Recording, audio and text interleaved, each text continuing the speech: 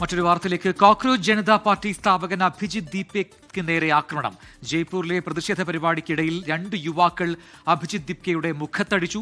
കേന്ദ്ര വിദ്യാഭ്യാസ മന്ത്രി ധർമ്മേന്ദ്ര പ്രധാന്റെ രാജി ആവശ്യപ്പെട്ടായിരുന്നു പ്രതിഷേധം. ശാരീരിക ആക്രമണങ്ങൾ ഭീരുത്വത്തിന്റെ അടയാളമെന്നായിരുന്നു അഭിജിത്ത് ദീപ്കയുടെ പ്രതികരണം.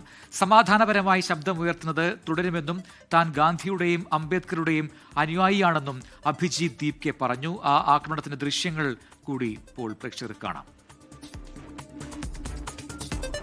PR അരവിന്ദ് ഡൽഹിയിൽ നിന്ന് ചേരുന്ന കൂടുതൽ വിവരങ്ങളുമായി. അരവിന്ദ്, പലപ്പോഴായി ഇത്തരത്തിൽ ആക്രമിക്കപ്പെട്ടേക്കും അഭിജിത്ത് ദീപ്കെ പൊതുയിടങ്ങളിൽ എന്നൊക്കെയുള്ള വാർത്തകൾ വന്നിരുന്നു. അതിപ്പോൾ യാഥാർത്ഥ്യമാകുന്നു. പരിക്ക് സാരമുള്ളതാണോ? എന്താണ് അവിടെ ഉണ്ടായത്?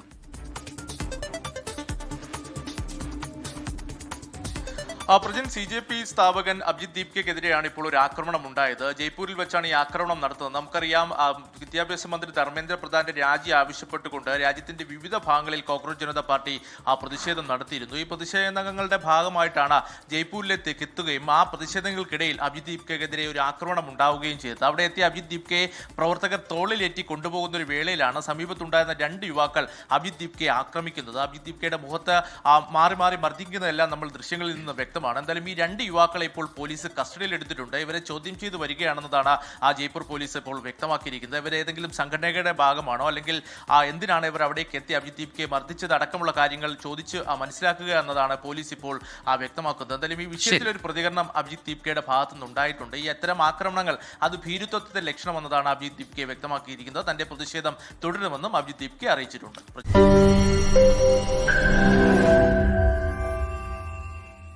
ലോകത്തെവിടെയായാലും ഏത് സമയത്തും 24 വാർത്തകളും ഓഗ്മെന്റഡ് റിയാലിറ്റി പാക്കേജുകളും എക്സ്പ്ലെയിനറുകളും വിശദമായി കാണാൻ ഞങ്ങളുടെ YouTube ചാനൽ നിങ്ങൾക്ക് സബ്സ്ക്രൈബ് ചെയ്യാം.